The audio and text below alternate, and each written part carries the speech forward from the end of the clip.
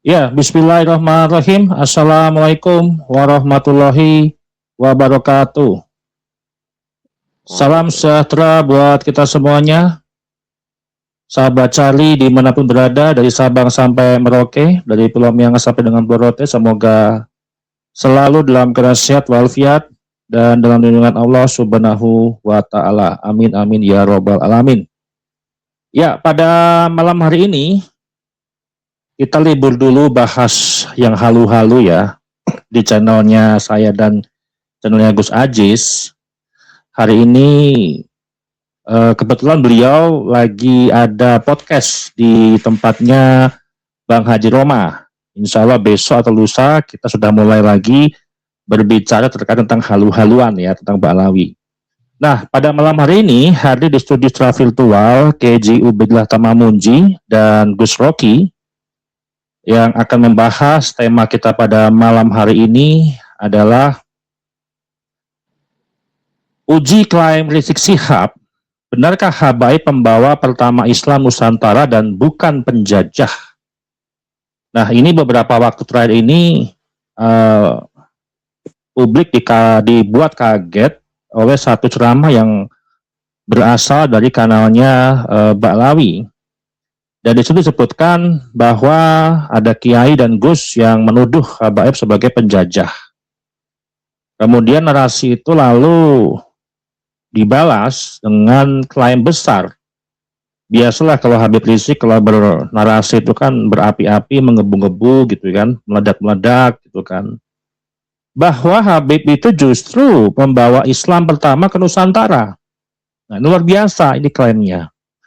Bahkan klaim yang kedua ini yang sudah kategori sudah dibantah secara ilmiah, secara data terkait Wali Songo, itu masih disebut juga.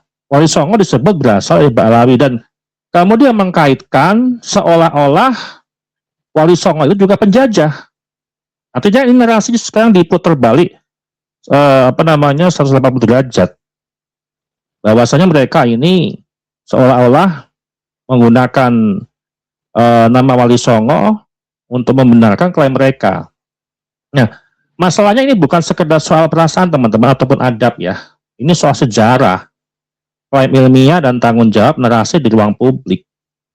Dan kita akan bahas di sini. Namun sebelum kita akan membahas, ini saya akan putarkan dulu video terkait ceramah Habib Rizik di acara Isra Mi'raj di Jakarta ya. Kita akan saksikan bersama-sama.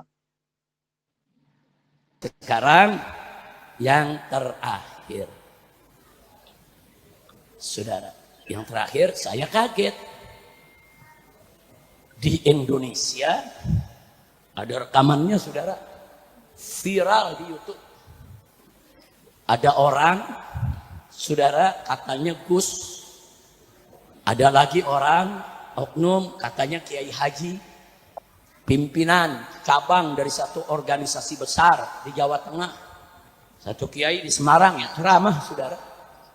Bahkan di Jakarta, saudara, ada seniman yang kesetanan. Saudara, apa mereka bilang? Ada rekamannya.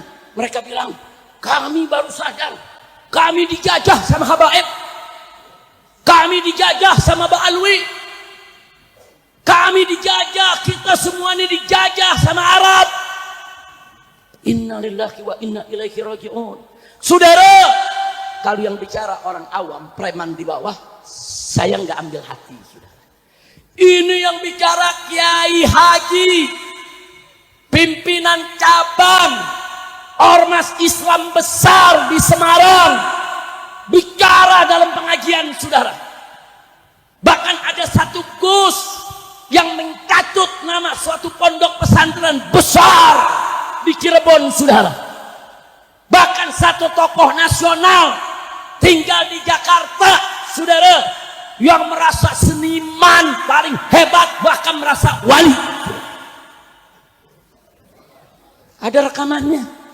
Saya nggak memfitnah, silakan buka. Anda pulang dari sini buka, sudah. Sedih. Saya dengar ceramah dia. Yang satu mengatakan apa? Saudara-saudara. Ini yang Gus ini, saudara. Yang dari Cirebon.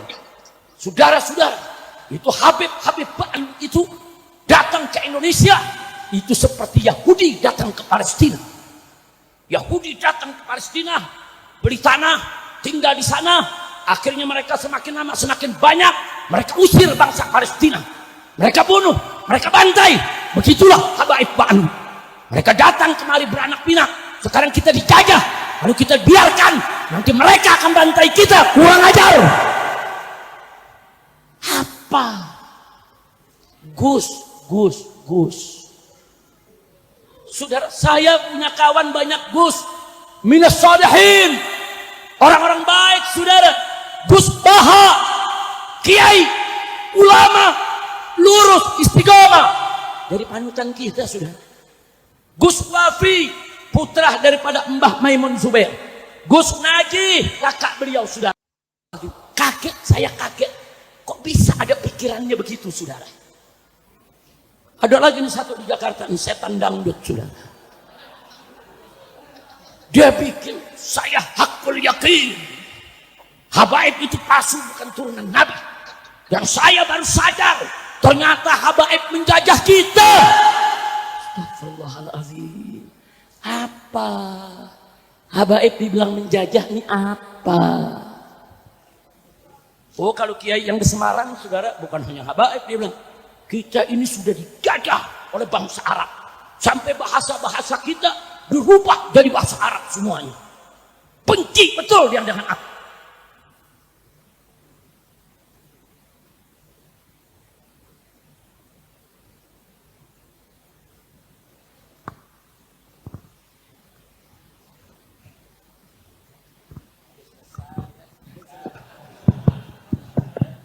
Emang disuruh udahan, Bib, udah capek. Udah lanjut. Semua saudara dari klan Ba'alwi, saudara. Dan mereka golongan Ba'alwi yang datang pertama di Indonesia. Setelah mereka, baru periode berikutnya ada rombongan Ba'alwi yang lainnya yang datang ke Sumatera, ke Kalimantan, ke Sulawesi, ke Maluku, sampai ke Papua di Irian sana, saudara. Semua mereka menyebarkan Islam. Nah, kapan mereka menjajah?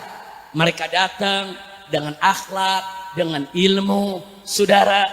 Mereka ramah, mereka santun. Bahkan bangsa Indonesia yang ketika itu 100% bukan Islam. Mereka ada yang animisme, dinamisme, Buddha, Hindu, saudara. Begitu melihat kesantunan para da'i yang datang, saudara, dari luar ini, para habaib dan yang lainnya, mereka tertarik, mereka masuk Islam. Enggak tanggung-tanggung. 90% yang masuk Islam, saudara. Nah, ini yang saya mau sampaikan. Wali Songo, saudara. Wali Songo, ibu-ibu mereka, semua orang Indonesia asli. Tapi bapak mereka, turunan Hadramut, turunan Yaman, mereka habaib. Nah, sekarang saya mau tanya, saudara, apakah Wali Songo menjajah Indonesia? Apakah Wali Songo menjajah Indonesia? Ya, jadi itu ya, sampai mic-nya Habib Rizik sampai terputus komunikasi, itu artinya tandanya nggak boleh dilanjut itu narasinya gitu ya. Dan klaim itu saya juga sedih nih, justru saya sedih nih Pak Kiai dan Gus Rocky, kok narasinya dibolak-balik gitu ya. Artinya yang sudah kita ketahui, sudah kita bahas, sejarawan-sejarawan Indonesia juga sudah jelas membahas bahwa Ba'alwi dibawa oleh Belanda, kemudian menjadi mufti Belanda, kemudian seminar internasional Naat pun juga sudah tegas bahwasanya Wali Songo itu bukan dari Ba'alwi. Ini kok sepertinya narasi dibolak-balik, kemudian menggunakan narasi yang lama lagi gitu ya. Nah, saya ingin ke Gus Rocky terlebih dahulu. Ya, monggo. Sebelum ke Gus Rocky, sebelum ke Gus Rocky, saya ingin komentar kecil, Mas. Boleh, monggo Pak Kiai. Kalau ingin nyerang Kiai Nusantara, kenapa sih harus lewat Wali Songo, nggak lewat leluhur mereka sendiri? Nah, betul Pak Kiai. Udah langsung. Betul. Nah, ini kan seolah-olah kan dompleng ya, dompleng nama Wali Songo, seolah-olah nanti kita juga menuduh Wali Songo yang membawa agama Islam yang sebenarnya di Indonesia ini menyerupai mereka, kelompok mereka gitu ya. Dan ini saya ke Gus Rocky. Gus Rocky, ini kok sepertinya saya menduga ini narasi Mbak Lali sudah lemah dan sudah kehabisan argumen.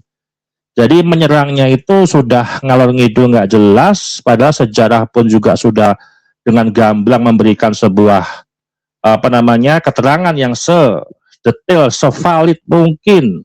Namun kok ini kok masih berulang-ulang. Dan ini juga bukan satu kali dua kali, udah kesekian kalinya ketika Wali Songo itu dikaitkan dengan Mbak Lawi. Nah ini menurut Gus Rocky seperti apa? Monggo silakan Gus Rocky.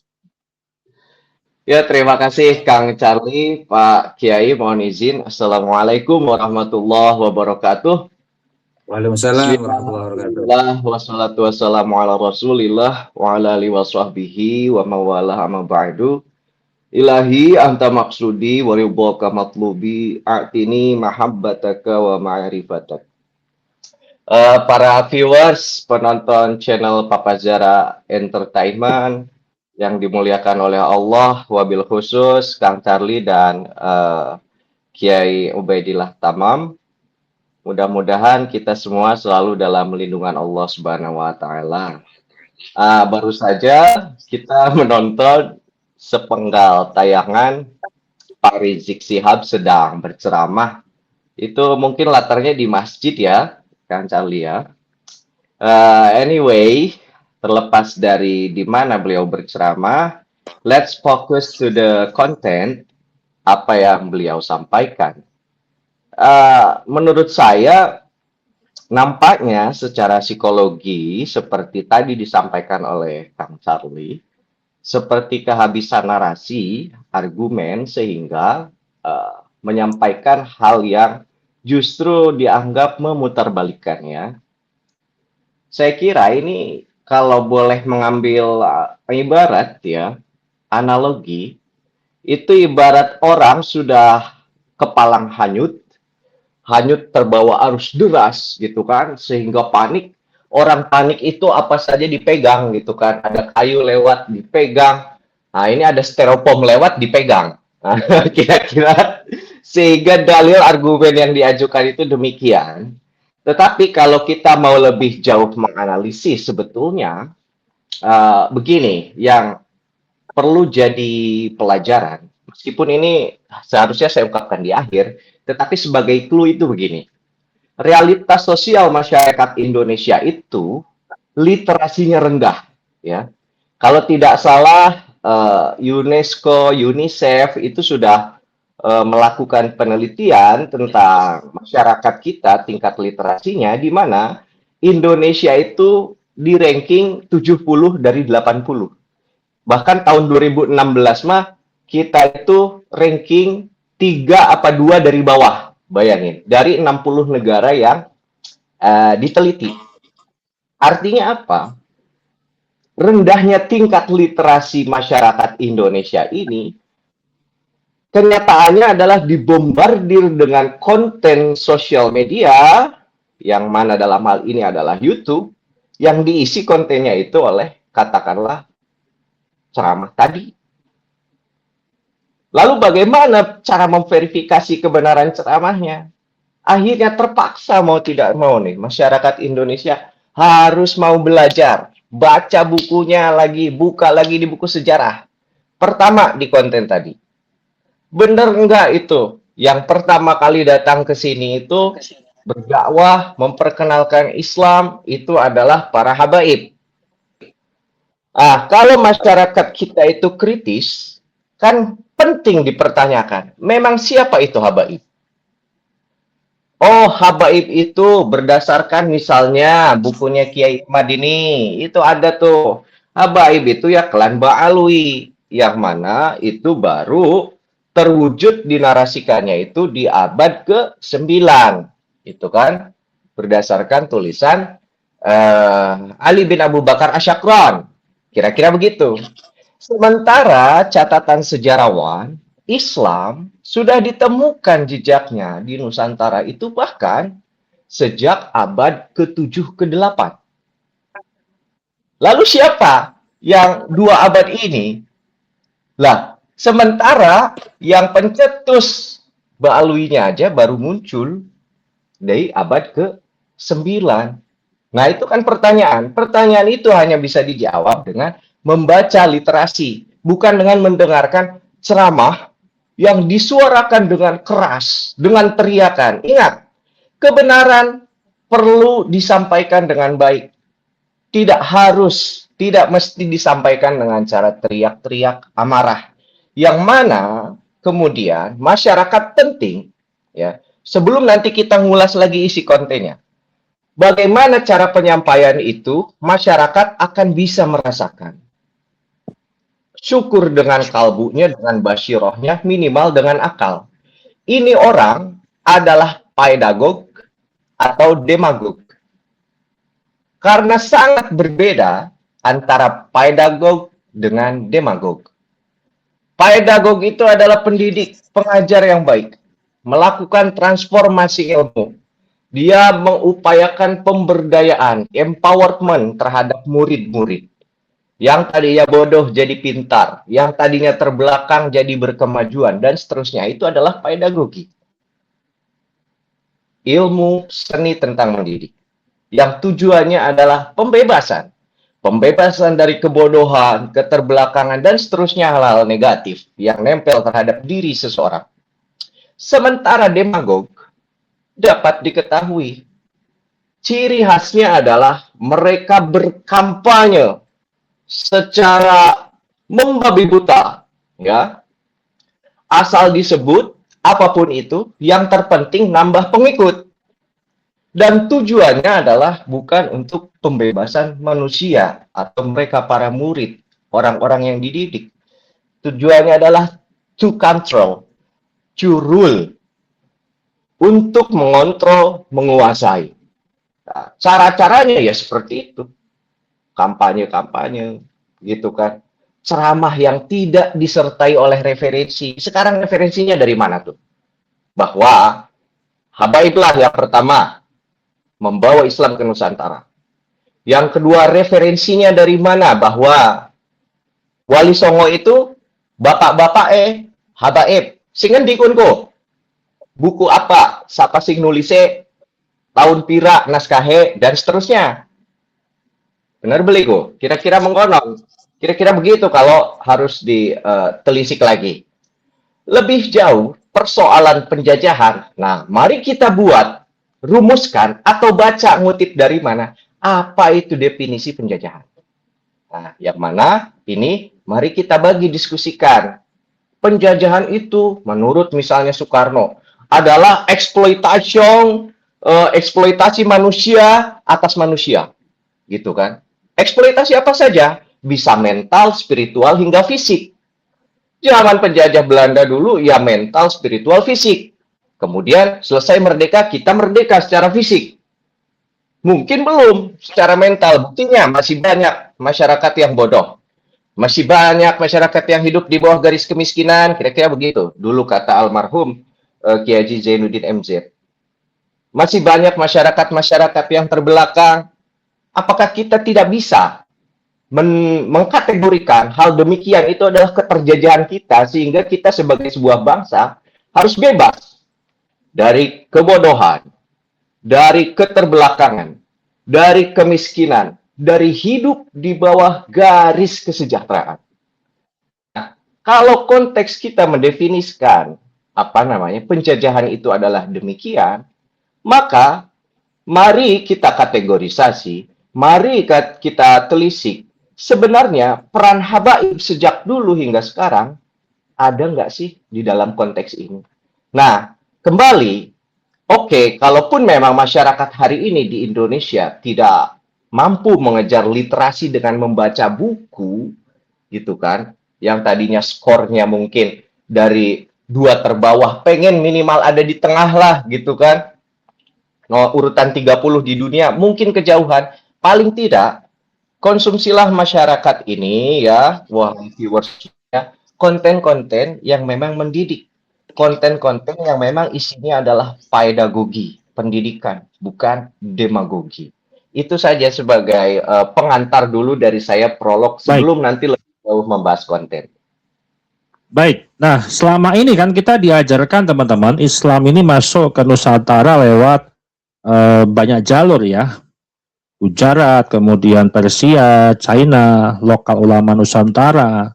Nah, terkait tadi yang disampaikan Gus Rocky, yang sebenarnya menjadi sebuah pertanyaan sederhana gitu kan, di mana itu bukti ilmiah bahwa habaib itu adalah pembawa pertama dan utama. Ini masalahnya, bahwasanya terkait juga sejarah-sejarawan juga sudah menjelaskan dengan detail, baik sejarawan di masa lalu, kemudian sejarah Islam di Nusantara, itu pun sudah dengan gamblang memberikan sebuah bukti-bukti. Nah, apa yang disampaikan oleh Tuan Rizik ini kok tidak ada sebuah bukti yang ditampilkan atau dibuatkan sebuah referensi kalau habaib itu pembawa Islam Nusantara dan kemudian Wali Songo itu adalah habaib, gitu kan? Nah, baik, kita ke Kiai Ubed terlebih dahulu untuk menanggapi. Dan sebenarnya ini Pak Kiai, ini kan kita sering udah bahas ya, pernyataan Tuan Rizik ini kan dengan klaim-klaim seperti itu, kemudian kita komentari, kemudian diulang lagi, dikomentari lagi, jadi seolah-olah itu blunder gitu Pak Kiai narasinya. Nah, ini seperti apa Pak Kiai? Monggo silakan untuk ditanggapi. Baik, terima kasih Mas Erli yang saya hormati, Gus Rocky dan seluruh subscriber penonton setia Papa Reza Channel, Papa Zara Channel. Saya ingin mengawali dalam pemaparan ini pada sebuah rasa syukur saya dilahirkan dan berdarah pribumi. Meski dengan istilah darah wong desa lah, katakan begitu. Tapi saya bangga. Mengapa saya bangga? Karena saya dididik untuk bersikap secara bersahaja, tidak kagetan, tidak gumunan, dan merespon segala sesuatu itu dengan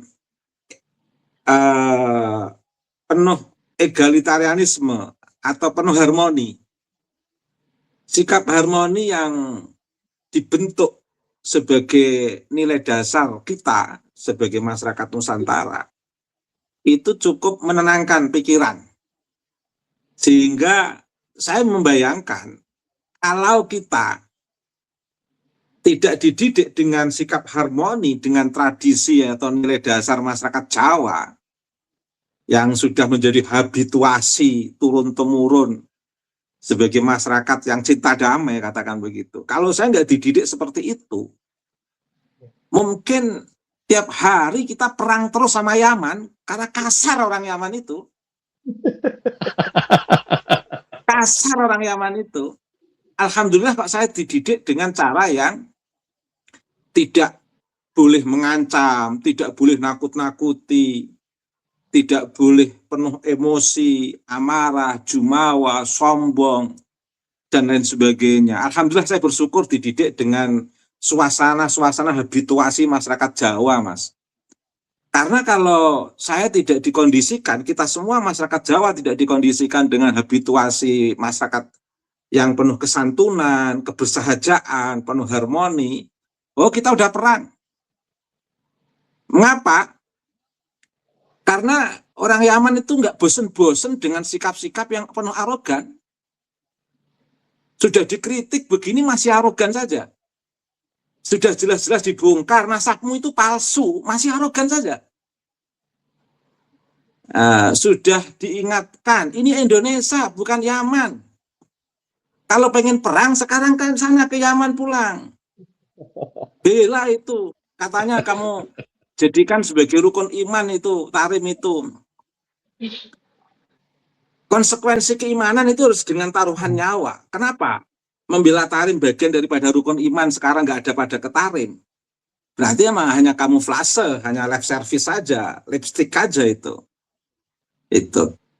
Dan saya juga bertanya, kenapa dalam kasus Palestina mereka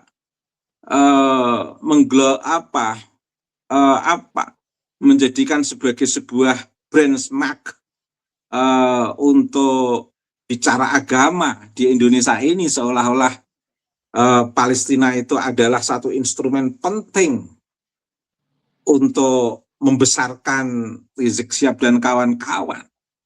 Tapi pertanyaannya, kenapa yang asal mula kawasan yang dikategorikan sebagai rukun iman menjaga kota Tarim. Dalam prakteknya sekarang Tarim kayak apa, Hadramaut kayak apa, Yaman Selatan kayak apa. Mereka nggak ada yang kampanye, donasi, dan lain sebagainya. Apa nggak malu? Di Indonesia Rukun Islam kelima, Pak Gai. Rukun Islam keenam, Pak Gai. Rukun Islam keenam. Ya. Rukun Islam keenam. Apa nggak malu ketika glorifikasi Tarim seperti itu di Nusantara, tapi begitu Tarim dalam posisi seperti itu, diem semua, begitu apa nggak malu? Saya jadi membaca psikologi, artinya begini. Jadi kita ini dihadapkan kepada pola glorifikasi yang dimistifikasikan, Mas. Bahasa filsafat saya. Artinya begini. Masyarakat Indonesia kan nggak tahu Tarim. Meskipun dalam konteks pendidikan jauh di bawah Indonesia, Gus Rocky, jujur saja, Gus. Yeah. Dalam konteks teknologi informasi itu di bawah Indonesia. Bahkan sekretarisnya Sunaghorgonya itu menulis sebuah kitab, saya dikasih Gus Aziz itu, isinya itu justru pendidikan Tarim itu belajar dari pendidikan Indonesia, ala pesantren Indonesia. Ada bukunya itu. Saat itu belum apa-apa Tarim. Ketika Indonesia pendidikan pesantrennya sudah maju, sebelum ada NU itu pesantren sudah kuat. Sebelum ada NU itu mbah saya sudah punya pesantren di Kajen itu, Pati itu. Sudah bagus sistem pendidikan di Indonesia sebelum ada NU.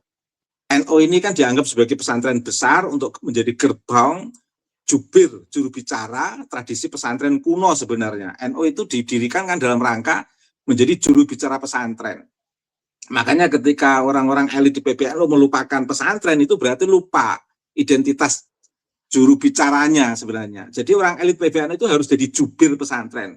Jangan mengabaikan pesantren terus mengejar sistem kapitalisme, pertambangan dan lain sebagainya yang dampaknya seperti sekarang ini.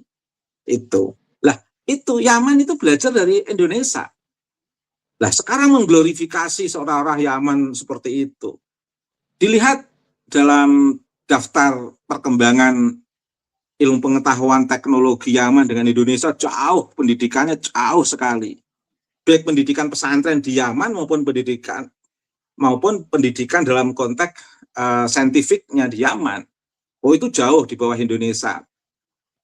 Cari Yaman yang hafal Alfiyah, hafal Quran itu ya banyak di Indonesia, Mas. Cari ilmuwan Yaman dengan di Indonesia itu, di Yaman itu belum ada sosok seperti Gus Dur. Di Yaman belum ada sosok seperti Habibie. Di Yaman itu belum ada sosok seperti Soekarno. Yang bisa mempengaruhi kawasan Asia, kawasan Barat, katakan begitu. Di Indonesia orang-orang besar, katakan begitu. Lah, artinya di Indonesia ini kayak demistifikasi, Yaman itu seperti ini, seperti ini, seperti ini. Begitu dibom ketik kayak enggak siapa-siapa orang Yaman itu. Nah, begitu ada tesis, hanya satu kalimat aja sudah kayak bingung semuanya. Ujung-ujungnya yang jawab juga masyarakat pribumi. Nah, ujung-ujungnya juga masyarakat pribumi. Itu. Dan coba lihat itu. Enggak, ketika bagaimanapun juga Tuan Kori itu pernah memiliki kontribusi terhadap Pak Alwi. Begitu wafat coba mereka itu kayak meresponnya itu negatif. Padahal dalam tradisi kita itu kalau merespon orang yang sudah dipanggil Allah itu harus inna lillahi wa inna ilaihi raji'un. Pokoknya kalau merespon siapapun yang sudah dipanggil Allah itu sudah menjadi hak Allah. Jangan ada komentar duniawiyah terkait dengan kita. Karena kalau orang sudah meninggal itu kan inna lillahi, kita semua itu milik Allah. Wa inna, dan kita semua itu akan kembali kepada Allah. Sehingga merespon orang yang wafat itu harus dalam posisi berada dalam kudrah iradah Allah. Kita nggak boleh komentar apapun selain husnudzon, apalagi kepada saudara muslim yang sudah baca syahadat. Nah, itu ajaran kita. Tapi coba di sosial media dari kelompok-kelompok muhibin terhadap Tuan Kori itu, caranya karena sudah terpengaruh Yaman. Bahkan Muhyiddin dan kiai-kiai yang Muhyiddin dan kiai-kiai yang sangat cinta buta terhadap Habib itu, dilalahnya ceramahnya ya ceramah-ceramah yang berpola sombong-sombong semuanya. Entah ngaku alim lah dan sebagainya, karena terpengaruh tuannya. Dan kita diskursus nasab ini itu tidak semata-mata mengkritik nasab sebenarnya, tapi betul-betul dekolonisasi, betul-betul pembebasan dan pencerahan. Kalau tidak mau dikatakan sebagai penjajah, diperbaikilah ceramah-ceramah yang reproduksi pengetahuan untuk hegemoni. Rizik Syihab lupa, Kapten Rizik Syihab itu lupa. Kolonial itu tidak hanya dalam konteks militeristik. Kolonialisasi itu juga bisa dalam konteks kebudayaan, dalam konteks spiritual. Dalam konteks spiritualitas itu sudah nggak bisa dibantah. Habib-habib Ba'al itu banyak melakukan kolonialisasi spiritual. Ketika mengatakan kalau nggak percaya Ba'alwi nasab Nabi, kualat, itu kolonial, itu bahasa kolonial. Atau jangan-jangan Kapten Rizik Syihab tidak pernah membaca teori tentang kolonialisasi, tidak pernah membaca teori tentang hegemoni, tidak pernah membaca teori tentang relasi kuasa yang tidak seimbang, atau pernah membaca tapi pura-pura nggak tahu, karena sedang digunakan alat untuk atau instrumen untuk sebuah objek yang ada di Nusantara ini yang bernama saudara-saudara saya dari masyarakat pribumi itu. Jadi sehingga tahu pura-pura nggak tahu. Ketika mengatakan matinya kalau nggak percaya Habib cucu Nabi, matinya su'ul khotimah, tidak dapat syafaat Nabi, itu kolonial. Lupa terminologi kolonialisasi itu. Terminologi kolonialisasi itu adalah sebuah terminologi yang digunakan untuk reproduksi ilmu pengetahuan, instrumen membangun ilmu pengetahuan yang mengarahkan kepada sebuah kuasa, kehendak kuasa untuk membangun sebuah hegemoni. Ketika mengatakan jangankan mengungguli Habib, setara aja nggak boleh. Itu kolonial, Mas. Artinya kita sedang dibuat suasana masyarakat yang inlander, kelas ketiga, dan mereka minta di kelas kedua, jangankan mengungguli, setara aja nggak boleh. Itu bahasa kolonial. Siapa yang menolak kalau itu bahasa kolonial? Kalau itu bukan bahasa kolonial, itu bahasa kolonial. Nah, jadi kalau sebenarnya kolonial di Indonesia itu kan bukan Belanda dalam konteks negara Belanda nyerang negara Indonesia, itu sebenarnya kan dalam konteks sistem perdagangan. VOC itu kan perdagangan, Mas. Kolonialisasi mereka lewat kapitalisme, lewat sistem kapital yang kebetulan menguntungkan para pedagang-pedagang yang memang berafiliasi dengan Belanda, dengan Inggris, dengan Jepang. Sekarang ini berafiliasi dengan Yaman dalam konteks apa, spiritualitas, dalam konteks kebudayaan. Itu sangat terasa kalau kita memahami betapa perspektif psikologi yang mereka bangun dan perspektif sosiologi yang mereka bangun itu sudah sedemikian sehingga terasa sekali. Visi misi Habib Ba'alwi itu sudah kembali kepada visi misi Habib ketika di era kolonial, militeristik. Cuman bedanya sekarang ini masuk pada wilayah kolonialisasi yang bersifat spiritualitas dan kebudayaan. Berbeda dengan pasca kolonial militeristik, Belanda, Inggris, Jepang, pasca itu, dan di era pasca itu kan dalam tanda kutip Habib-Habib baik sekali setelah kemerdekaan. Bahkan kiai kita, Kiai Hasbullah, ketika mau dideportasi Pak Karno ditahan karena dimungkinkan bisa diajak untuk membangun Indonesia dalam tanda kutip. Toh Indonesia sudah merdeka, akhirnya baik para Habib-Habib Ba'alwi sampai sebelum Ordo Reformasi, mereka masih baik. Nah, kiai-kiai NU kita dulu nggak curiga apa-apa, karena memang pasca kemerdekaan Habib itu betul-betul santun, berakhlakul karimah, dan nyambang, betul-betul bahkan ngajak masyarakat untuk mondok di kiai-kiai pribumi. Dalam tanda kutip, iklannya kiai-kiai malah Habib-Habib itu. Habib-Habib kalau keliling-keliling jual minyak, jual sarong, sambil ngajak orang mondok di kiai sana, itu alim gitu. Nah, dulu Habib-Habib itu mempromosikan kiai, masyarakat biar mondok di kiai. Nah, sekarang begitu mereka dihormati, malah ya nggak apa-apa kalau memang mereka punya kapasitas untuk mengelola pesantren dalam konteks keilmuan, nggak apa-apa. Ini bagian daripada wilayah kesetaraan. Tapi kalau kemudian visi misi itu mengarah kepada sistem hegemonik, sistem ketimpangan, ya memang harus dikritisi. Dan terasa sekali sejak Orde Reformasi, ada PAM Swakarsa, ada FPI, sekarang mengkerucut dengan penuh glorifikasi seperti itu. Ini yang kadang-kadang belum dipahami oleh masyarakat Nahdliyin. Masyarakat Nahdliyin itu masih memorinya masih Habib-Habib yang sebelum reformasi, masih baik-baik lah katakan begitu. Pasca kemerdekaan gimana nggak baik, daripada dideportasi oleh Pak Karno ke Yaman, lebih baik bergaul dengan kiai-kiai lah. Akhirnya baik, nyari dalam tanda kutip opportunity-nya kuat. Sehingga kiai-kiai kita banyak yang sayang sama Habib-Habib. Tetapi karena visi misi mereka pasca Orde Baru itu berubah menjadi visi misi yang reproduksi ilmu pengetahuan untuk hegemoni dan ketimpangan, sehingga nampak sekali glorifikasi itu, ya diteliti.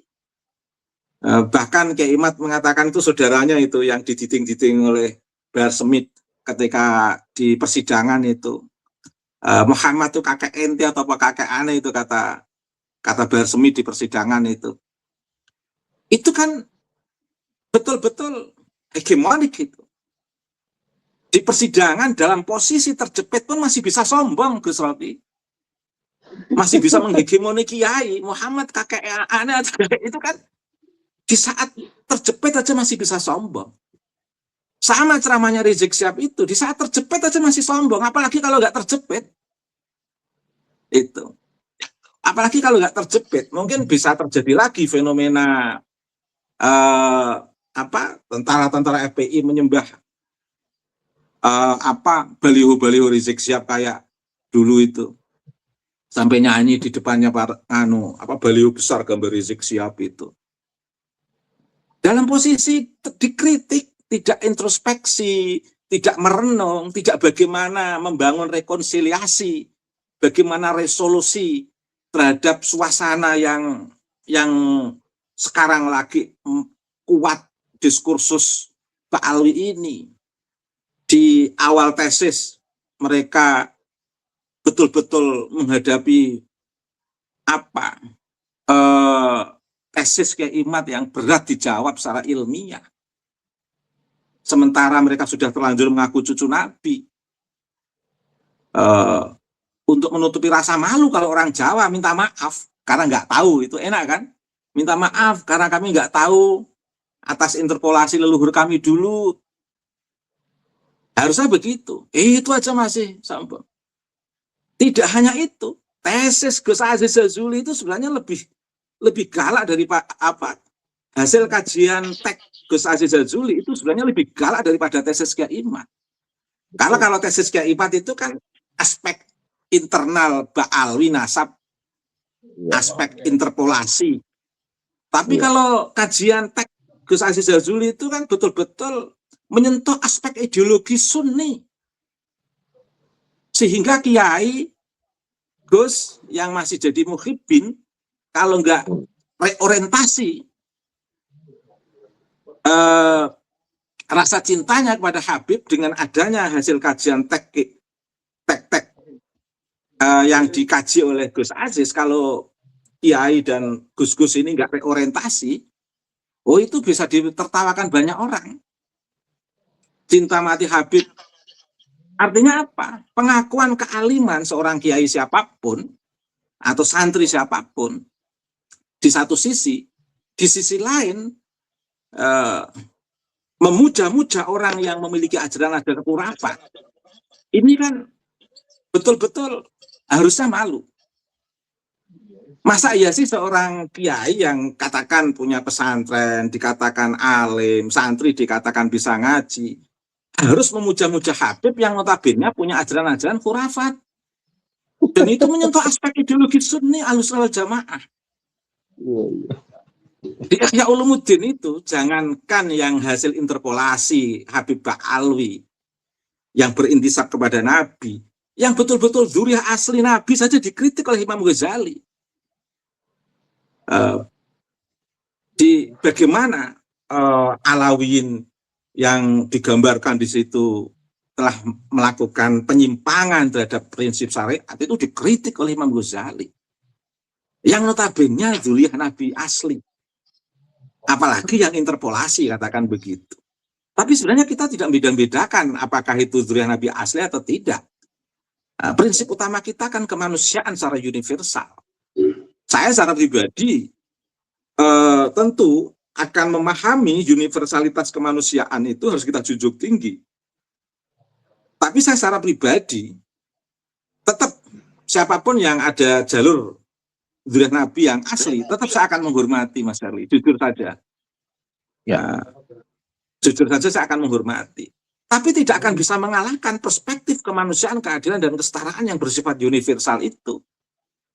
Bahkan tidak akan bisa mengalahkan teks kewahyuan dan teks kenabian. Kita itu nggak bisa meninggalkan akal, tapi akal harus kalah dengan wahyu. Nah, khurafat-khurafat itu selain bertentangan dengan wahyu juga bertentangan dengan akal. Gitu masih tetap dipercaya, dibela-bela, seolah-olah itu bukan khurafat, tapi karomah. Ya jelas beda antara karomah dengan khurafat, itu jelas-jelas beda. Perspektifnya beda. Kalau karomah itu menguatkan dekolonisasi, pembebasan dan pencerahan, kalau khurafat itu menguatkan kolonialisasi, menguatkan penjajahan, menguatkan ketidakadilan, ketidakmanusiawian. Itu kalau khurafat itu. Dan yang diuntungkan dalam ajaran khurafat itu pasti kelompok-kelompok tertentu yang bisa memanfaatkan ajaran khurafat ini. Karena untuk memperbodoh orang, biar terus memestifikasikan atau mensucikan orang yang berada dalam kekuasaan khurafat ini. Penguasa sang penguasa khurafat itulah yang akan diuntungkan dibanding yang percaya-percaya dengan khurafat. Pasti dirugikan orang-orang yang percaya dengan khurafat itu. Dan yang diuntungkan adalah penguasa khurafat itu. Itulah mengapa khurafat harus kita lawan. Nah, ini bagian daripada dekolonisasi. Ajaran khurafat itu kolonialisasi. Ajaran khurafat itu penjajah. Tidak saya mengatakan, para nabi. Nabi Muhammad itu mengatakan. Jadi sebelum Nabi turun, itu jangan dikira masyarakat Arab itu nggak punya agama. Punya agama. Sebelum ada Nabi Muhammad juga ada nabi-nabi sebelumnya kok. Tapi pengakuan mereka sebagai nahnu abna'ullah wa hibba'u itu hanya sebagai sebuah instrumen untuk mengabsahkan ajaran-ajaran khurafat jahiliyah, untuk menguntungkan penguasa khurafat dan merugikan mereka yang mempercayai khurafat itu. Dan sekarang mau terulang, jangan terulang.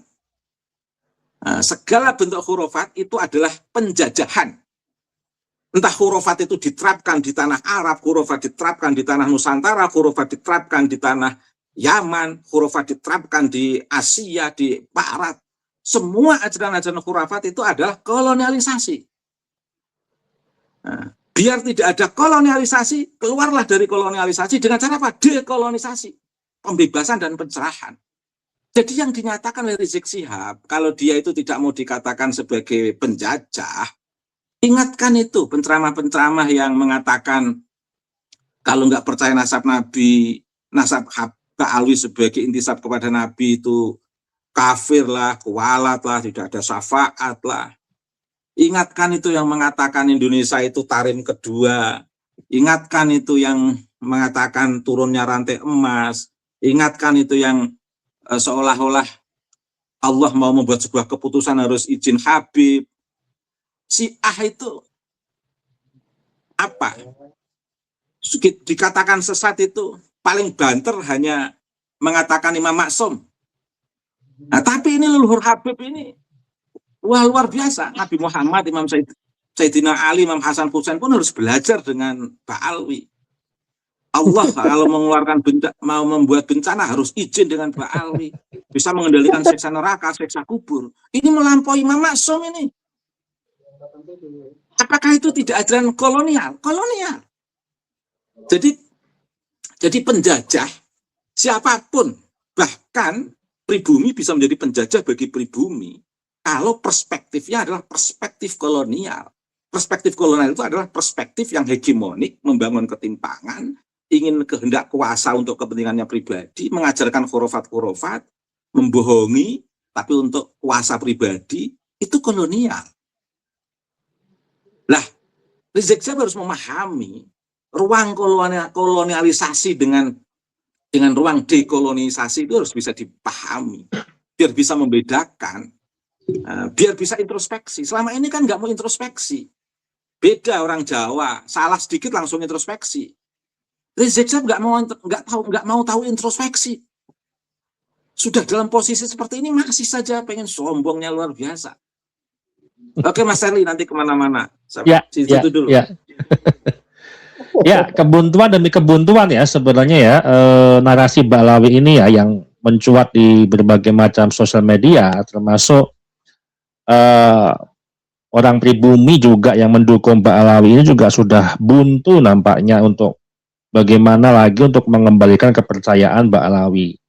Dan ujung-ujungnya semakin blunder narasi, semakin membingungkan narasi, semakin jauh dari sebuah jawaban ilmiah yang mereka buktikan untuk membantah tesis Keimat, ya ujung-ujungnya adalah untuk menentukan Ba'alawi bukan cucu Nabi secara persepsi publik, ya publik sendiri yang menilainya gitu loh. Percaya atau tidak dengan nasabnya Ba'alawi ini kan publik yang menilai, terlepas dari pembuktian secara genealogis gitu ya. Nah, kita ke Gus Rocky. Ini kita bicara logika aja Gus, karena sebenarnya udah berapa kali sering kita bantah seperti ini, kok nggak kapok-kapok gitu ya narasinya gitu kan. Nah, kalau ini kita bicara logika sederhana yang bisa dipersepsikan publik ya. Kalau klaim itu benar, semua klaim itu yang tadi kita lihat di videonya Tuan Rizik gitu ya, kalau itu benar, kenapa narasi pembawa Islam ini justru baru menguat di era-era modern gitu kan? Kenapa nggak datang dari sebuah historiografi klasik Nusantara gitu kan, dan ini lebih mendekatkan kepada polemik nasab ini, narasi itu semakin menguat gitu loh Gus. Nah mungkin seperti apa Gus untuk merefleksikan logika kita supaya netizen juga yang awam itu juga paham gitu. Monggo silakan Gus. Oke, terima kasih Kang Charlie. Atas pertanyaan itu, kita harus memahami sejarah dunia di mana ada perubahan besar-besaran sejak dunia itu beralih dari paham yang mungkin pramaterialisme. Kalau kita mau bikin patokan dalam filsafat itu, materialisme katakanlah dimulai sejak filsafat Hegel, kemudian diejawantahkan oleh Karl Marx sehingga terkenal dengan materialisme. Segala sesuatu yang diukur melalui materi, kemudian berkembang menjadi kapitalisme dan seterusnya. Itu kan era abad 18 ya ke sini. Itu di Nusantara sebetulnya sebelum masuk materialisme, ide yang menguasai struktur yang dibentuk itu berdasarkan kuasa spiritual. Ada Wali Songo dan seterusnya. Terkait itu bisa dibaca di buku Atlas Wali Songo karya almarhum Kiai Haji Agus Sunyoto ya. Yang ingin saya bilang adalah pada masa itu sebelum era di Nusantara ini menjadi modern dan serba materialis, kekuasaan disusun atas spiritualitas yang ada di Nusantara ya. pra-Islam lah, kerajaan-kerajaan di wilayah Jawa Barat, ada Pajajaran, ada Pakuan, ada Sunda Galuh, ada Talaga Manggung, dan seterusnya. Itu kan tersusun atas satu hierarki spiritual. Berganti ke era kesultanan Islam misalnya. Itu di dalam masyarakatnya kan, oh kalau sultan itu harus punya tingkat spiritualitas tertentu, pengetahuan keislaman tertentu, peran pedagang, merchant, ya, merkantilis biasanya diberikan pada etnis tertentu. Zaman dulu itu biasanya pedagang ya, Cina, Arab itu pedagang. Masuk sejarah bergulir, Indonesia berdiri, negara merdeka hingga reformasi. Nah, identitas, katakanlah saudara-saudara kita dari etnik Tionghoa itu banyak dan terbukti di antara mereka pengusaha. Sementara kalangan habaib karena dekat dengan Islam, nampaknya ingin masuk ke ranah agama karena memang sudah dimulai oleh leluhurnya di abad ke-19, di mana sosoknya adalah Utsman bin Yahya yang menjadi mufti Batavia yang dilantik oleh pemerintah kolonial, kalau tidak salah begitu kan kisahnya. Ini bisa dijumpai misalnya di dalam berikut juga penyebaran Islam, di mana sudah dibantah bahwa bukan Ba'alwi yang bawa Islam pertama ke Indonesia. Silakan baca buku karya Profesor Ajiumardi Azra tentang jejaring Islam Timur Tengah dan Nusantara abad 16-17. Itu silahkan dibaca. Sementara Utsman bin Yahya itu kan baru di abad ke-19, tahun 1880-an.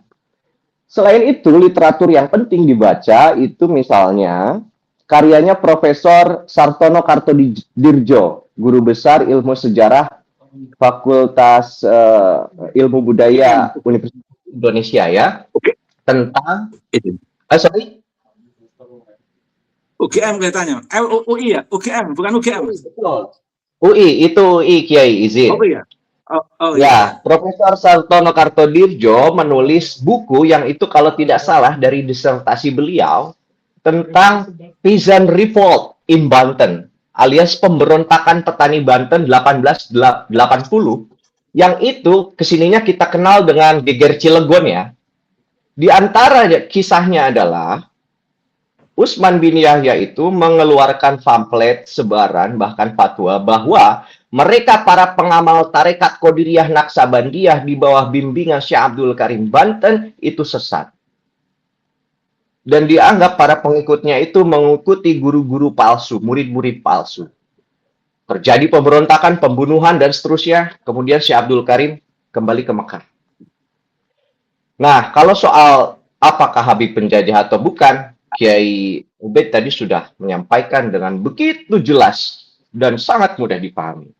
Saya memaparkan seperti tadi, meskipun saya tidak berani mengklaim diri sebagai pakar sejarah. Saya bukan ahli sejarah.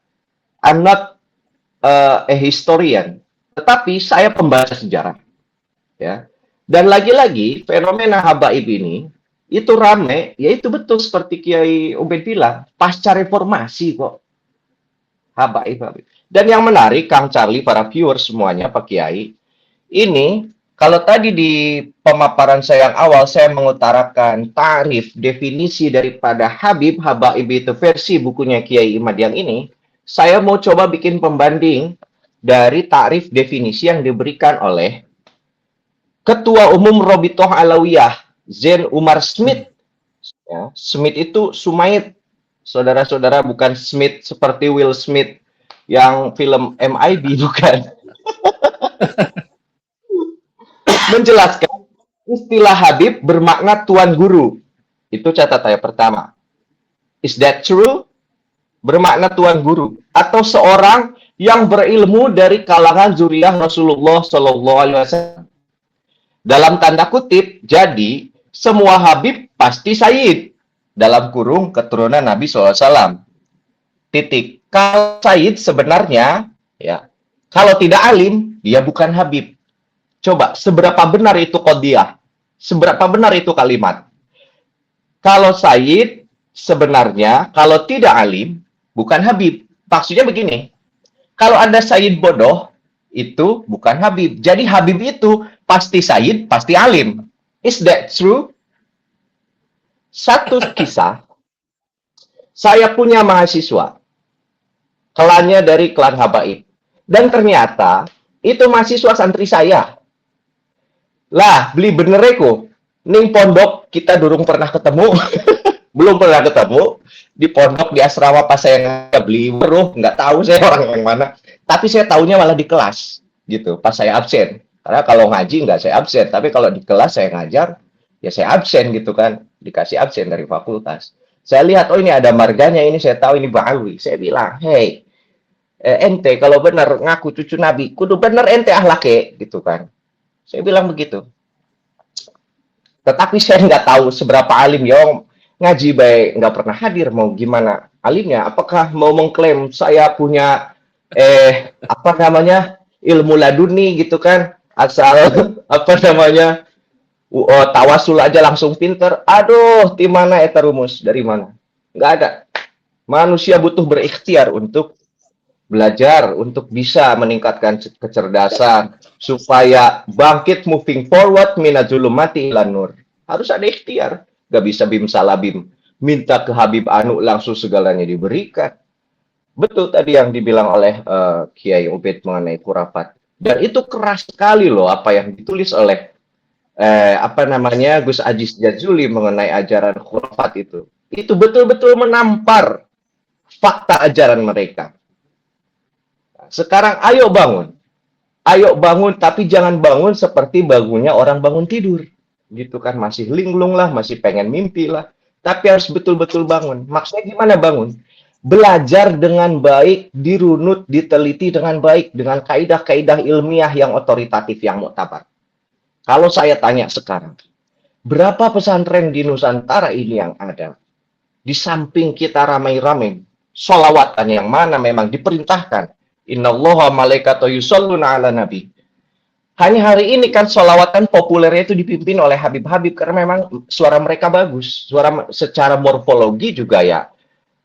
Bentuk biologis mereka mendukung punya suara bagus. Mimpin sholawatan dan seterusnya. Oke, tetapi seberapa yang benar-benar ngaji serius? Bahkan dari kitab-kitab kalangan ulama Nusantara. Misalnya, untuk menyebut saja, nggak usah banyak-banyak, 2 aja misalnya. Dari Syekh Ahmad Khatib Sambas, ya, Kalimantan. Ada kitab namanya Fathul Arifin. Seberapa banyak pesantren di Nusantara ngaji itu? Kemudian Syekh Yusuf Al-Makassari yang pernah juga jadi penasehat keagamaan di Kesultanan Banten. Seberapa pada ngaji? Seberapa kita akrab dengan ajaran-ajaran tarekat, fikih, yang itu direproduksi, dibikin, disusun oleh ulama-ulama Nusantara ketimbang karya-karya Habib. Saya pribadi sih, ini sebagai deklarasi juga kepada Kang Charlie, Kiai Ubaid, para viewers semua. Saya alhamdulillah dikudratkan oleh Gusti Allah. Nggak ada kiai saya itu yang mukibin, nggak ada.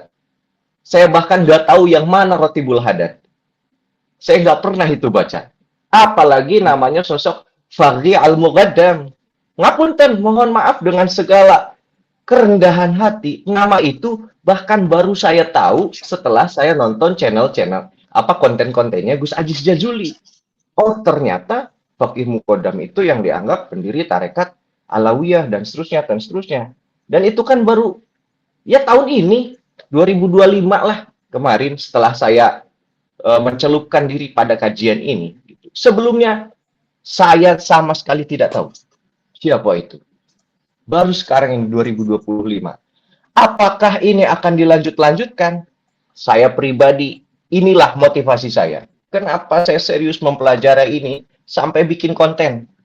Supaya anak turunan saya tahu bapaknya nggak pernah mondok ke kiai yang kibin.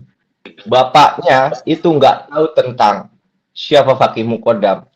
Dan kalau mau diaku anak turunan saya, ikuti ajaran para leluhur Islamnya, imannya, ihsannya, sehingga jadi muslim yang kafah, yang al-insan al-kamil.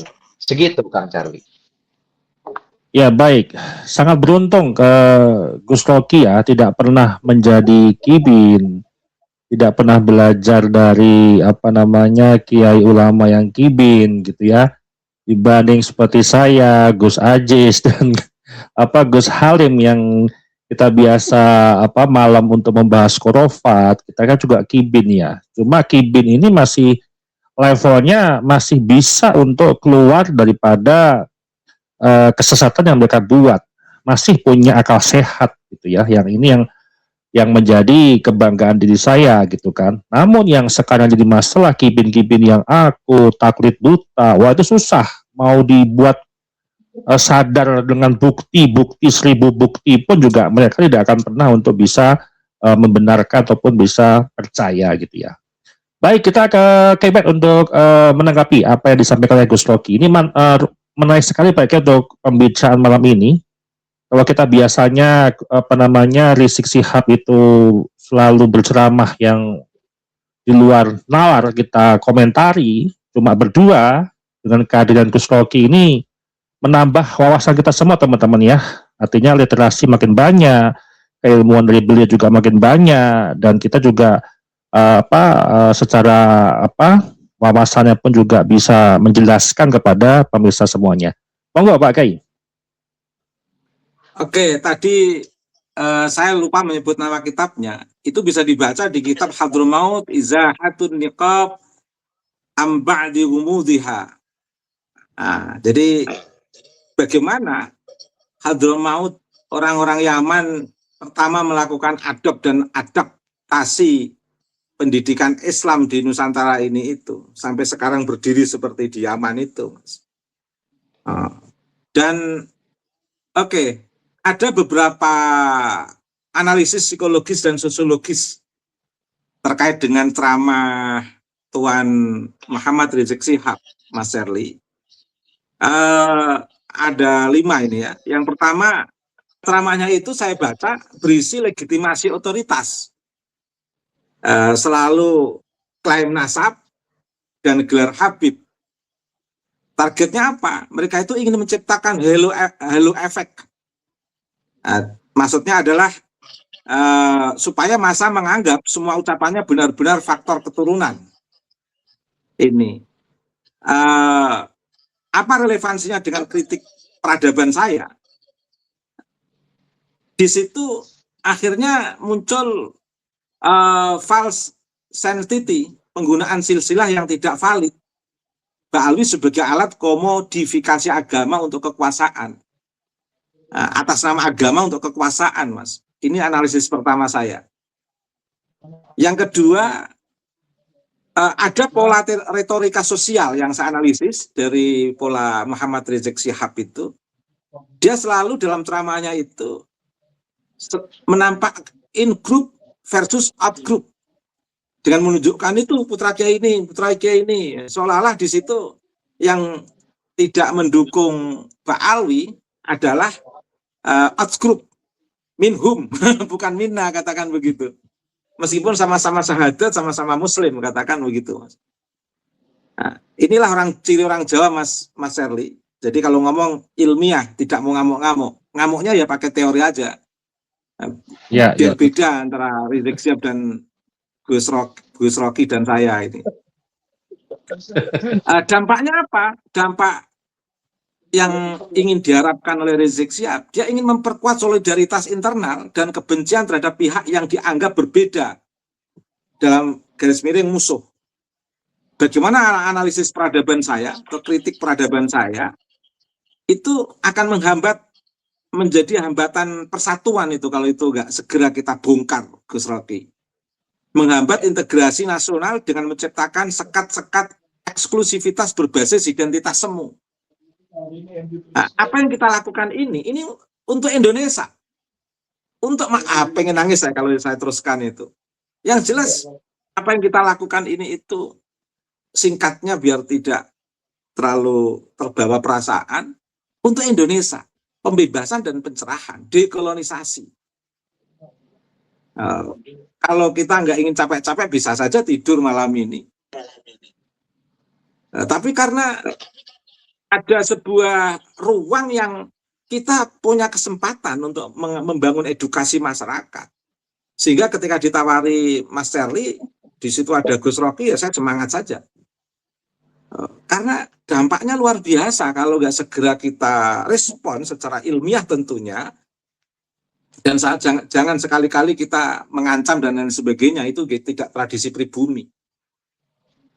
Paling ya dialog seperti ini, dan mengklirkan, mendudukkan saja terhadap omongan-omongan mereka, mengingatkan jejak-jejak digital mereka. Bukan mengancam, kita nggak suka mengancam, kita itu ingin bersaudara. Kita itu ingin, kalau kita nggak ingin bersaudara sudah perang, kita ingin bersaudara kita. Kita sesama sebagai warga negara Indonesia, nggak akan beda-bedakan pribumi, non-pribumi. Tetapi dalam konteks bahasa ketika mereka saya katakan imigrasi itu tidak salah. Kalau saya dikatakan pribumi nggak salah, karena ukurannya itu pasca kolonial dan prakolonial.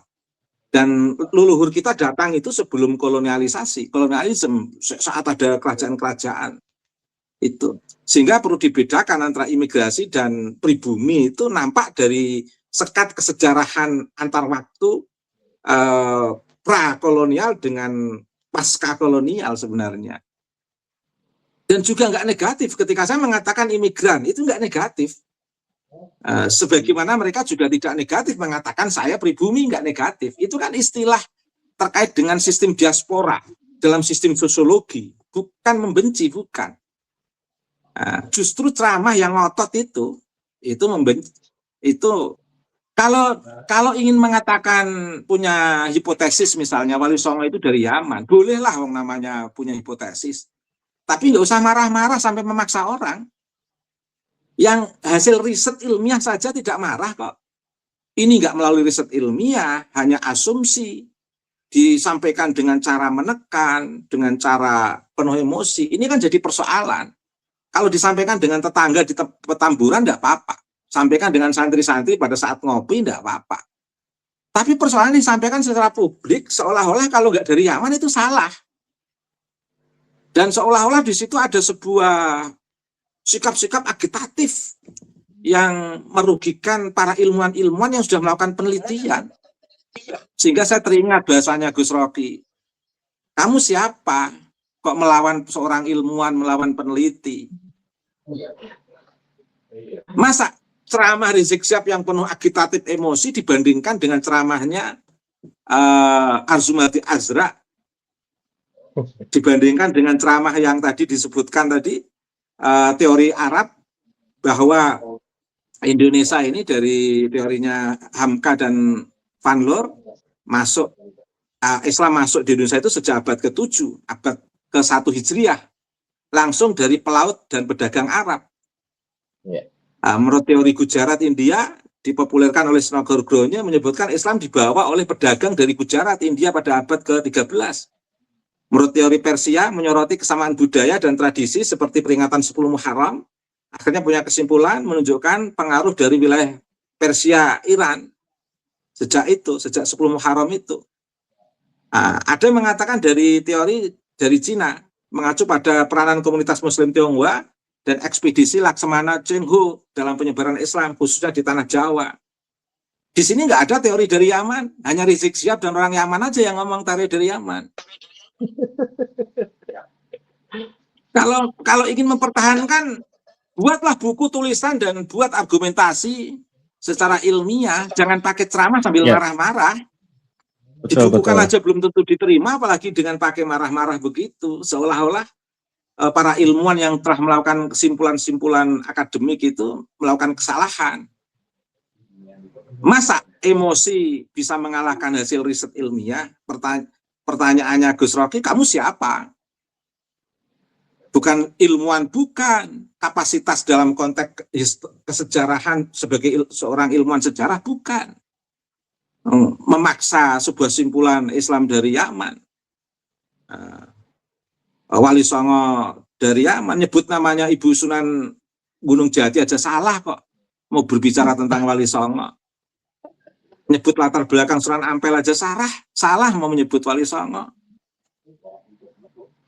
Wajah Duriah Wali Songo itu berbeda dengan wajahnya orang-orang Yaman. Ini bukan rasial, bukan. Ini membaca tipologi dalam konteks ini normal, mengkaji antropologi. Ini kajian antropologi. Secara antropologis berbeda kita. Masyarakat Jawa berbeda dengan masyarakat Yaman. Cara dalam antropologi fisik katakan begitu. Semuanya mulia, ciptaan Allah. Tapi kan masing-masing punya kekhasan yang nggak bisa dibohongi. Itu. Jadi itu. Oke. Yang ketiga, ada teori yang saya baca, ceramahnya Rizik Syihab itu, terkait dengan dinamika massa, selalu mobilisasi, agresi. Termasuk contoh insiden Pemalang tahun 2025 itu, Mas. Dampaknya apa? Dampak terjadi deindividuasi, hilangnya kontrol diri individu dalam massa, memicu keberanian bertindak kasar. Ini dan nampak bagaimana di saat pandemi, bagaimana di saat dia baru pulang dari Arab itu, waktu ngungsi, entah latar belakangnya apa saya nggak tahu itu. Semua orang juga udah tahu, meskipun saya tidak tahu. Katakan begitu. Nah, analisis kritis peradaban dari perspektif saya, apa yang terjadi? Akan terjadi anarkisme berkedok agama. Menunjukkan bagaimana narasi silsilah dapat memicu tindakan radikal tanpa dasar data yang jujur. Nah, yang keempat yang saya baca dari pola ceramahnya Rizik Syihab itu, teknik bahasa ini, saya membaca teknik bahasa, ini ilmiah, saya nggak membenci. Rizik Syihab di mata saya orang yang baik. Dan saya juga punya keyakinan sama-sama umat Islam bersahadat besok akan masuk surga bersama-sama. Amin.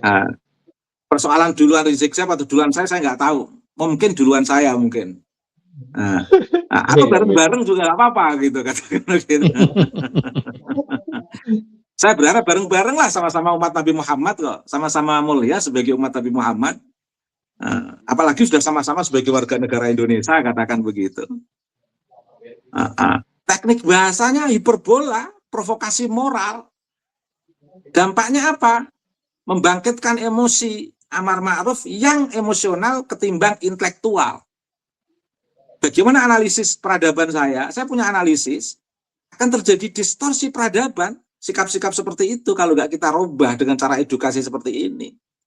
Distorsi peradaban yang seperti apa? Mengganti nalar kritis dan literasi sejarah dengan ketaatan buta pada figur otoritas.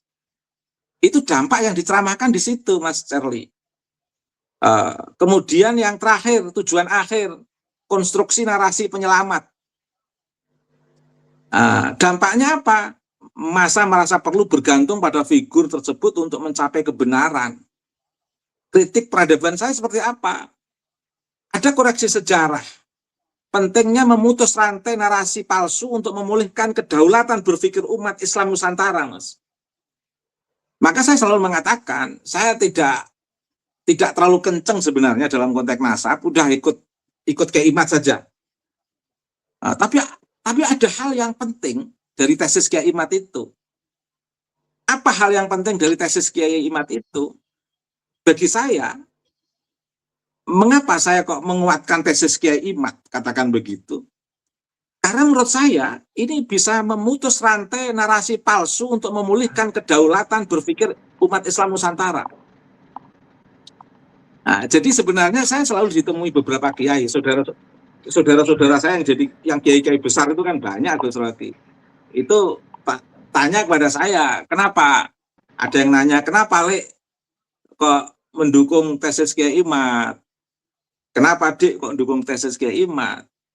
Sebenarnya tesis Kiai Imad, ya tesis Kiai Imad. Bagi saya itu otoritas keilmuan Kiai Imad. Saya tidak ingin terlalu jauh bicara tesis. Tapi dari perspektif analisis saya, tesis itu punya dampak yang luar biasa. Apa? Tesis itu bisa membantu kita semuanya untuk memutus rantai narasi palsu, untuk memulihkan kedaulatan berpikir umat Islam di Nusantara. Target saya di sini, Mas, bukan di tesisnya itu. Jujur saja. Makanya saya juga jarang membaca referensi-referensi yang dijadikan data Kiai Imad. Ya sudah, saya percaya tesis Kiai Imad karena bagi saya tesis itu sangat bermanfaat. Seperti untuk koreksi sejarah itu tadi, untuk membangun kedaulatan berpikir umat Islam Nusantara. Justru yang saya lebih respect itu terkait dengan kajian teks Gus Aziz, yang itu luar biasa menurut saya. Karena itu menyangkut akidah. Nah, kalau masalah nasab kan nggak percaya biasa saja. Meskipun dampaknya ini yang kita khawatirkan. Yang saya khawatirkan kan dampak kesejarahannya ini yang dijadikan instrumen untuk membangun hegemoni para Habib Ba'alawi aja. Jadi dampaknya yang berbahaya dalam konteks nasab ini, Gus Rocky. Tapi masalah nasabnya bagi saya itu biasa, tapi dampaknya ini. Tapi kalau kajian teks yang dilakukan oleh Gus Aziz, itu betul-betul menyentuh aspek ideologis, prinsip agama betul. Itu betul-betul ini meruntuhkan teks kewahyuan itu, ajaran-ajaran khurafat yang ditemukan Gus Aziz dari teks-teks Ba'alawi itu. Ajaran-ajaran khurafat yang ditemukan Gus Aziz yang saya baca tidak hanya meruntuhkan teks kewahyuan, diam-diam juga ingin meruntuhkan kudrah iradah Allah. Seolah-olah kudrah iradah Allah itu dibatasi dengan perizinan Habib ketika mau membuat sebuah keputusan terkait dengan balak dan lain sebagainya. Kudrah iradah Allah. Kita semua kan dapat ajaran, Mas Charlie, bahwa kalau kita semua masuk surga itu karena rahmat Allah. Kalau ada orang masuk neraka, orang Muslim masuk neraka itu karena keadilan Allah. Kita nggak punya hak apapun. Surganya umat Islam itu karena rahmat Allah. Karena sekuat apapun ibadahnya, zikir wiridnya, tetap banyak dosa manusia itu. Kalaupun masuk surga, itu karena rahmat Allah. Kalau masuk neraka, keadilan Allah. Nggak ada hubungannya dengan kekuatan manusia di hadapan Allah. Tapi Habib itu dari teks kajian Gus Aziz itu, ajaran-ajaran khurafat Ba'alawi, walah menakutkan. Lebih menakutkan dari ajaran sistem Imam Maksum di ajaran Syiah. Lebih mengerikan ajaran-ajaran khurafat Ba'alawi itu dibanding dengan Imam Maksum itu. Lebih mengerikan daripada ajaran yang lain yang berbeda dengan kita, katakan begitu. Jadi luar biasa menurut saya, Mas. Jadi itu aja untuk sementara, Mas. Monggo ditambahin. Ya, baik. Ini yang tadi disebut Tuan Rizik itu kan ada kiai-kiai dan gus-gus. Nah, saya menduga ini gus-gus yang dimaksud ini Gus Aziz nih, jangan-jangan nih. Ini kebetulan Gus Aziz menyimak Pak Kiai live kita malam ini di kolom komentar ini. Biasa kita bertiga ngomongin halu nih ya, Gus Aziz, kita ngomongin dulu secara logika ini di sini gitu kan. Ya, ini diskusi penutup Pak Kiai dan Gus Rocky ya. Saya ke Gus Rocky. Yang tadi sampaikan Pak Kiai, artinya kalau memang klaim Habaib itu pembawa Islam pertama, kemudian bukan menjajah, kemudian mengklaim Wali Songo itu juga dari Ba'alawi gitu kan. Dan kalau memang solid narasinya, buktinya solid secara ilmiah, kenapa nggak dibuka secara terbuka metode, sumber, dan verifikasinya berbentuk sebuah bantahan? Ini kan kita berbicara akademik saja gitu loh. Kalau Gus Aziz yang mungkin kita duga yang disebut oleh Tuan Rizik gitu ya, gus-gus ya gitu kan, memberikan sebuah buku terkait membongkar ajaran khurafat Ba'alawi dalam satu buku secara paket ekonomis. Kalau itu salah secara literatur, ya dibantah dengan menghadirkan buku juga. Atau kalau saya yakinlah dalam Ba'alawi ini atau Habib ini juga secara pendidikan kan juga banyak yang sampai S3. Atau minimal membuat jurnal ilmiah lah untuk membenarkan statement mereka gitu kan. Bukan dengan ceramah-ceramah gitu kan. Nah, ini terkait tentang kenapa sih kritik selalu dipersonalisasi. Ini yang jadi sebuah pola daripada Ba'alawi dan para pendukungnya. kenapa setiap kali ada kritik nasab atau sebuah sejarah Ba'alawi ataupun ajaran-ajaran Ba'alawi yang menyimpang, yang diserang itu justru personalnya, kiai inilah, Gus inilah, Gus itulah, Ustadz inilah, Ustadz itu gitu loh, bukan datanya gitu loh. Bahkan mereka merangkum dengan sebuah narasi, dengan retorika bahasa-bahasa intelektual yang sebenarnya orang awam itu nggak butuh bahasa-bahasa seperti yang sering dilakukan lah. Gus Rocky juga paham itu, seperti istilah apa namanya argumentum excellentio, kemudian ad hominem atau epistemic closure ataupun sebagainya macamnya. Masyarakat awam nggak butuh narasi-narasi itu, ya kan? Yang dibutuhkan Ba'alawi cucu Nabi dan bukan, titik, itu aja. Namun mereka selalu memberikan sebuah emosi ataupun kritik terhadap personalnya. Nah, ini terakhir untuk kita diskusi, Gus Rocky, apakah ini tanda klaimnya kuat atau justru hari ini kita nyatakan klaimnya rapuh? Monggo Gus Rocky. Baik, terima kasih. Ini sebagai konklusi, khatimah, penutup. Kalau pertanyaannya demikian, saya mau bilang klaimnya ambruk. Ambiar gitu ya. Atau bahasa populernya rungkad. Nah, kira-kira begitu. Nah, jadi saya untuk khotimah konklusi ini mau menyampaikan 3 ya. Pertama, cerita saya pribadi dan persepsi saya tentang figur yang kita bahas beserta CS dan seterusnya.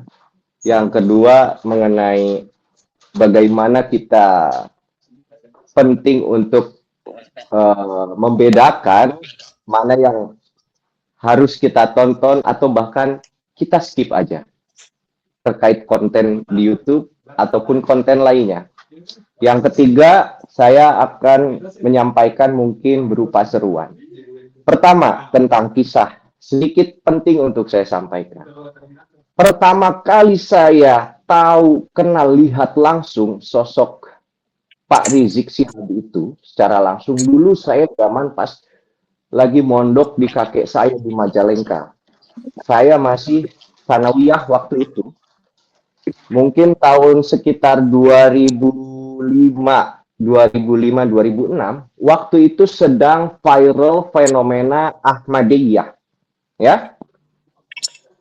Oh, saya itu pertama kali ngelihat Pak Rizik ceramah di atas panggung, marah-marah dan sebagainya. Ya saya namanya anak MTS, asal dibawa ikut santri senior dulu, gitu kan. Kita pengen tahu kayak apa itu Habib yang sedang viral itu kan. Membahas Ahmadiyah. Datanglah saya. Dan kesan pertama yang muncul di benak saya adalah begini. Ari iya kiai amuk-amukan wae. Kalau bahasa Indonesia mah, ini kok kiai marah-marah baik gitu kan. Dan muncul mungkin yang namanya anak-anak, saya itu tiflun ya. Ke hati saya itu nggak cocok langsung. Masa sih begini kiai itu. Dan kemudian pada periode berikutnya ketika saya aliyah, fenomena Ahmadiyah ini kan terus rame waktu itu. Waktu itu saya masih ingat di kepala saya nonton video pembantaian para pengikut Ahmadiyah di Bogor oleh organisasi ya yang dipimpin oleh Bapak Imamul Akbar gitu. Dan saya nggak bisa hilang ingatan itu karena betapa kejamnya. Betapa, apakah seperti ini akhlak bangsa kita yang aku berperi kemanusiaan, berperi keadaban. Tapi, wah, silakan mungkin masih ada lah berkasnya di internet. Itu gimana pun manusia. Mau dia agama apapun dia manusia.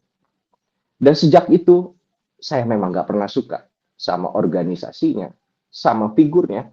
Bahkan para penceramah yang lain yang model-model begitu. Tempat suci masjid harusnya dipakai ibadah. Dipakai baca Al-Quran, dipakai zikir, dipakai taklim yang benar-benar taklim. Kok malah dipakai hujat menghujat. Majlis taklim dipakai nyebut nama-nama binatang untuk dilabelkan ke kiai-kiai kita. Itu apa-apaan? Apakah itu ilmu? Apakah itu dakwah? Coba refleksikan kembali. Yang kedua, para netizen semuanya yang budiman, Seperti biasa yang tidak berbudi, tidak usah berteman. Kita harus bisa membedakan konten itu. Si narator, si penyampai, apakah dia demagog atau pedagog.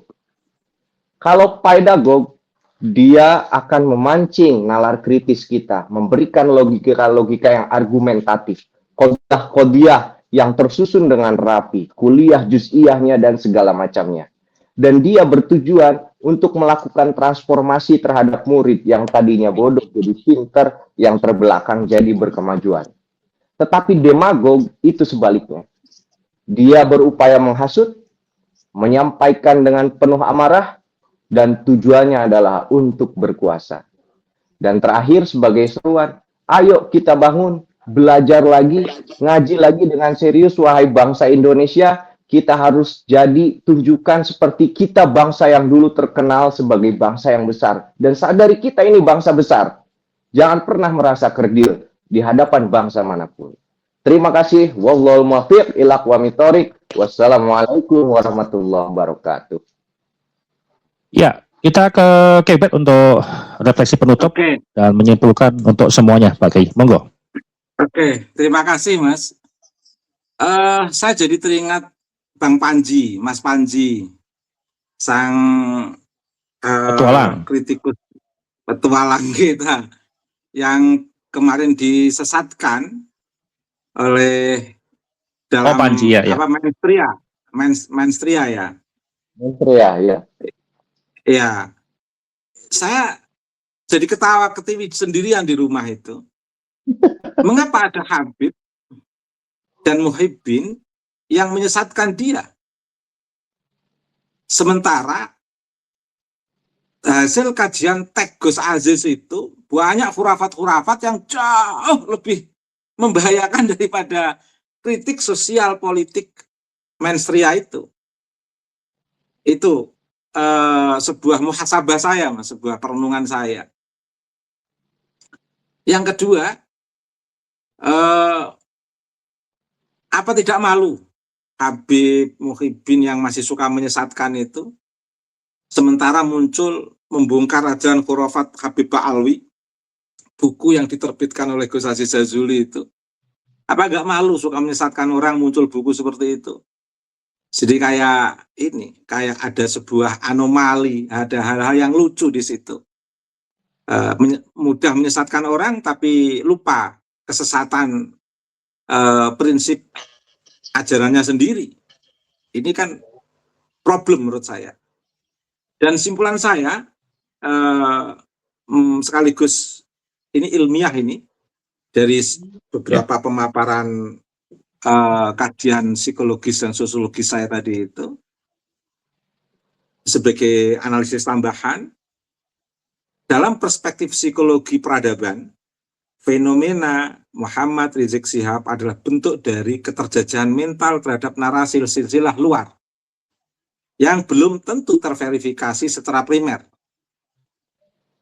Membongkar insinuasi ini bukan sekedar masalah nasab, melainkan upaya dekolonialisasi pemikiran keagamaan di Indonesia agar kembali pada kejujuran sejarah. Ini saya kira niat baik saya untuk ikut podcast malam ini. Targetnya adalah edukasi, membangun kesetaraan. Kita sama dengan masyarakat Yaman sama dengan kita. Tuan Rizik Syihab adalah manusia yang perlu dihormati. Kita semua manusia yang perlu saling hormat menghormati. Tidak perlu memaksakan klaimisme kebenaran sampai menimbulkan teori-teori yang saya sebutkan tadi. Kita kembali kepada berpikir yang sangat sederhana dalam kehidupan ini, apalagi hidup di tengah masyarakat Indonesia yang cinta damai, menghargai kemanusiaan, keadilan, dan kesetaraan. Semuanya manusia dalam ruang yang harus kita hargai. Tidak pensi Rizik Syihab seperti itu karena masih menganggap orang lain itu di bawah dia secara psikologis. Saya yakin kalau dia tidak menganggap orang lain di bawah dia secara psikologis, dia nggak akan berani marah.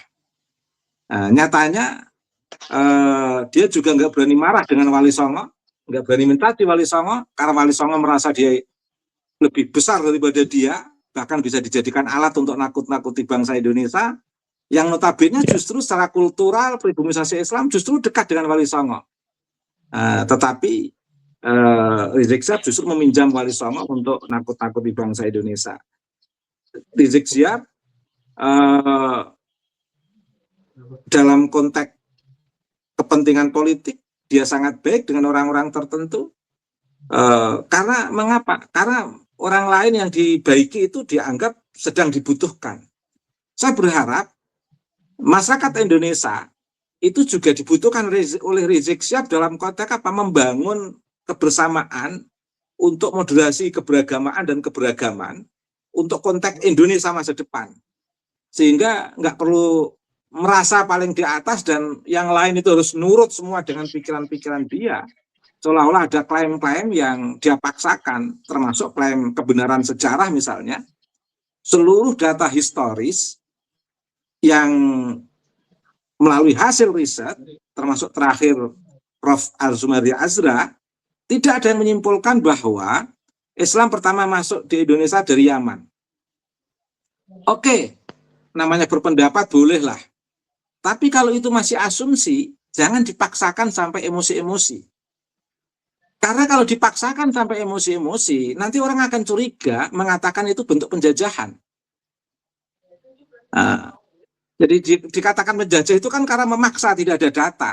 Orang merebut tanah orang. Misalnya saya merebut tanahnya Mas Charlie, katakan begitu. Padahal saya tidak punya hak atas tanahnya Mas Charlie. Berarti saya penjajah Mas Charlie.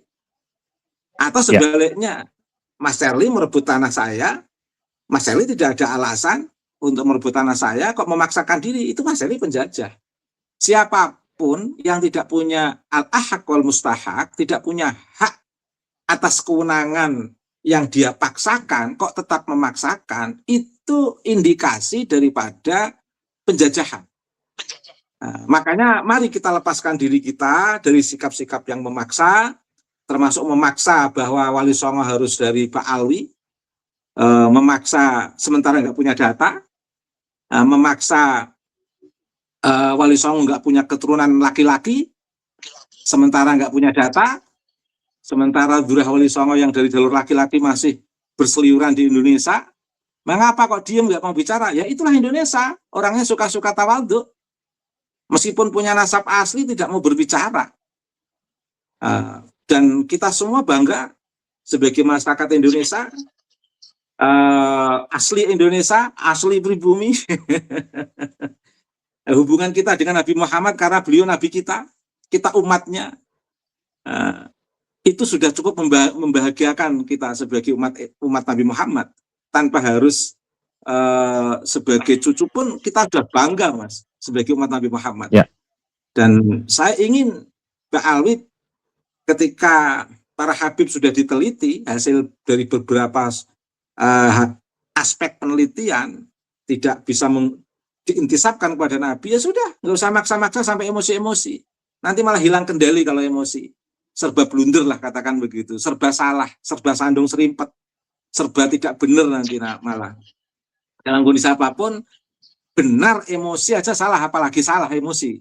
Malah ditertawakan orang, Mas. Terima kasih Mas Charlie, Mas Fitroki. Ya, baik. Di ujung podcast kita, saya mengingat. Ya, monggo, silakan Gus. Setelah ini, hati-hati kalau nanti ada yang nuduh kita PKI gaya baru. Kenapa Gus? Kenapa Gus? Kenapa? Menuduh PKI gaya baru. Ada. Itu ciri khas. Sekarang sudah nggak berani nuduh PKI lagi, Gus. Sekarang sudah ketahuan. Oh iya. Selatan itu basis PKI. Ya. Oh iya. Udah. Narasinya udah nggak laku, Gus. Jadi aman-aman saja. Nggak tahu besok ini pendukungnya Balawi nih yang biasa selalu menggunakan narasi-narasi intelektual nih dengan kalimat-kalimat ataupun istilah-istilah yang orang awam itu apa sih gitu loh. Ya baik, sebelum ditutup ya, kita informasikan bagi yang belum memiliki buku Gus Aziz Jazuli yang berjudul Membongkar Ajaran Khurafat Habib Ba'alawi, itu segera dimiliki. Stoknya masih ada, baik pengiriman dari Banyuwangi, dari Banten, dan dari Surabaya, itu silahkan langsung order saja di deskripsi video atau di link yang ada di YouTube Stopping di channel saya. Dan inti dari segala kita malam ini untuk disampaikan ke publik, dari diskusi yang panjang ini, dan ini udah kesekian kalinya kita membantah ataupun membahas pernyataan Tuan Rizik. Saya udah nggak kehitung lagi berapa, kalau dengan KUB itu udah sering sekali saya membahas itu gitu kan. Nah, dari diskusi malam ini kita belajar satu hal penting, sejarah itu bukan milik satu kelompok. Dan iman tidak lahir dari sebuah klaim yang tak bisa diuji, teman-teman. Kalau misalkan narasi Ba'alawi terus berubah, nggak konsisten, kemudian blunder gitu kan, tidak menunjukkan sikap untuk berpikir, untuk menyikapi ilmiah gitu ya, dan data tidak pernah muncul, maka wajar kalau misalkan publik hari ini mulai bertanya dan dipertanyakan apakah Ba'alawi betul cucu Nabi atau bukan. Dan ketika pertanyaan tidak pernah dijawab, publik pelan-pelan itu otomatis mengambil alih, menilai, mempertimbangkan, dan menentukan sendiri sikapnya, gitu kan, secara sosial, terlepas daripada pembuktian secara genealogis. Sebenarnya bukan untuk membenci siapapun, bukan membenci personal, tapi untuk menjaga agar agama tidak dipakai sebagai tameng kekuasaan. Baik, demikian yang bisa saya sampaikan. Terima kasih KUBED, terima kasih Gus Rocky yang telah memberikan pencerahan pada malam hari ini. Semoga teman-teman juga bisa paham apa yang disampaikan oleh KUBED dan Gus Rocky. Kita akan kembali lagi di episode-episode berikutnya. Akhir kata saya ucapkan wassalamualaikum warahmatullahi wabarakatuh. Assalamualaikum warahmatullahi wabarakatuh. Makasih Mas Charlie, makasih Gus Rocky. Terima kasih Pak Kiai. Assalamualaikum. Waalaikumsalam warahmatullahi wabarakatuh.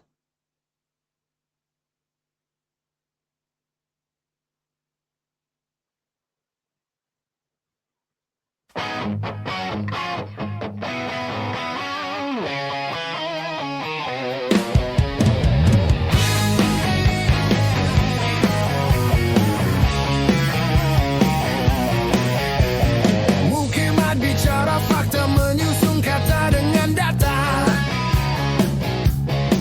Tesis kuat berdiri tegak, menggugat palsu tanpa retak. Buku jadi senjata, ilmu jadi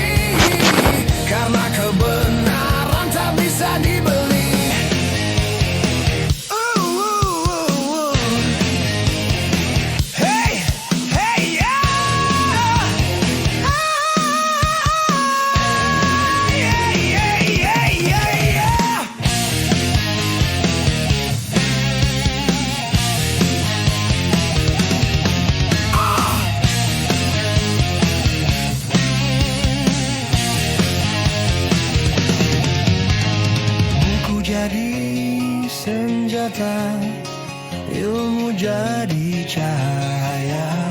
Tak tunduk glorifikasi, karena kebenaran tak bisa dibeli. Mukimah tegak berdiri, Mukibin marah penuh caci maki, ilmu lawan arogansi. Sejarah bicara tak bisa disembunyi, disembunyi, oh disembunyi. Yeah, yeah, yeah, yeah.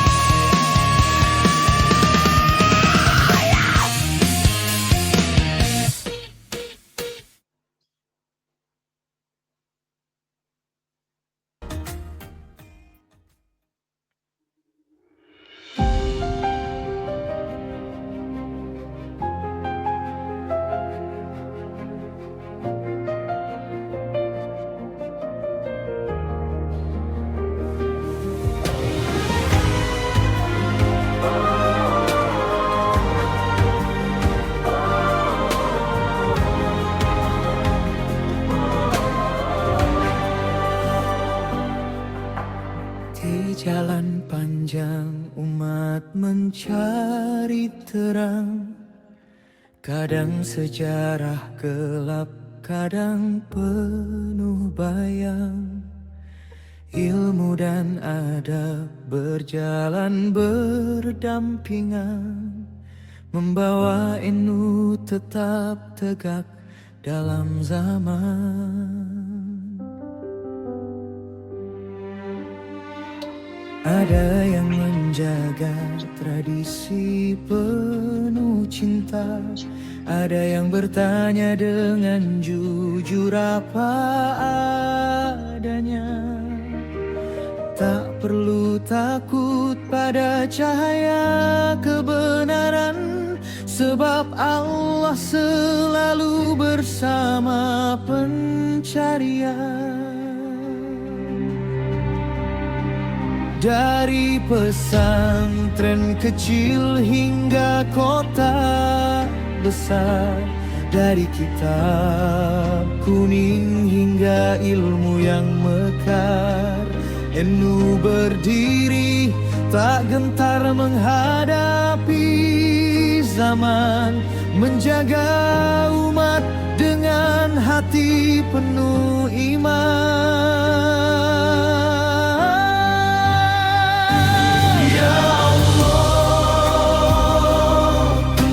Kami menuju pembaruan, beri kami hati yang jujur dan penuh keteguhan. Satukan kami di bawah cahayamu yang suci, agar NU melangkah pasti membawa damai negeri. Jauhkan kami dari fanatis yang membutakan, dekatkan kami pada ilmu yang menerangkan. Inilah doa kami di Muktamar tahun ini, agar NU bangkit kembali, lebih kuat, lebih murni.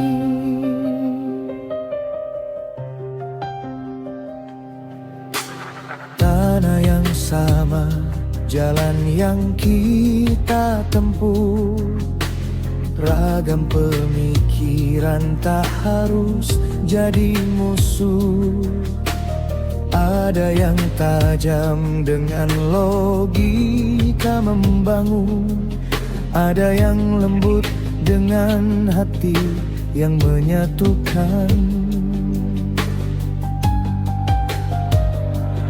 Bukan saatnya bertahan pada pola lama, bukan saatnya takut mengubah yang perlu diubah, bukan bukan saatnya mengulang sejarah kelam.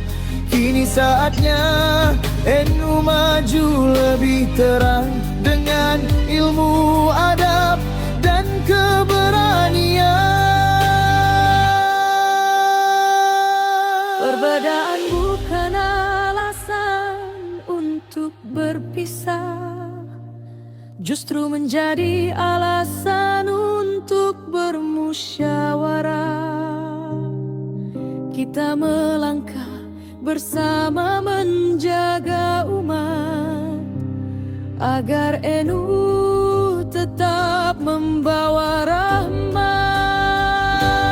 Ya Allah, restui pemimpin yang Engkau pilihkan, yang membawa nur-Mu dalam setiap keputusan, yang mengajak maju tanpa meninggalkan akar, yang mempersatukan bukan memecah belah. Ya Rabbi, bimbing muktamar ini menuju cahaya, agar NU tetap menjadi penuntun bangsa dengan ilmu yang kokoh dan adab yang menjaga.